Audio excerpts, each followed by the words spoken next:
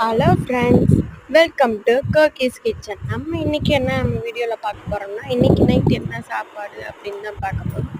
இன்னைக்கு நான் வந்து சிம்பிளாகவே வந்து இட்லியும் குருமாவும் தேங்காய் சட்னியும் வச்சுருக்கேன்.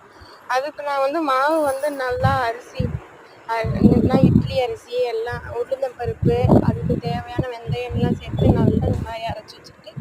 உங்களுக்கு இந்த மாதிரி மாவு தயாரிக்கிறது எப்படின்னு உங்களுக்கு வேணும் அப்படின்னு சொன்னீங்கன்னா கமெண்ட் பாக்ஸில் பின் பண்ணுங்கள். இந்த மாதிரி இது பண்ணி நல்லா இட்லி நல்லா சாஃப்டாக இருக்குது. எவ்வளோ நேரம் வச்சாலும் இது வந்து கண்டிப்பாக நல்லா சாஃப்டாகவே இருக்கும், ஹார்டாகவே இருக்காது. உங்களுக்கு வேணும் அப்படின்னா கண்டிப்பாக கமெண்ட் பாக்ஸில் எனக்கு கமெண்ட் பண்ணுங்கள். குருமாவும் ரெடி ஆயாச்சு, தக்காளி சட்னி தேங்காய் சட்னியும் ரெடி ஆயாச்சு. தக்காளி சட்னி வந்து இதோட நம்ம சேர்த்து நல்லா சாப்பிட்டோம் அப்படின்னா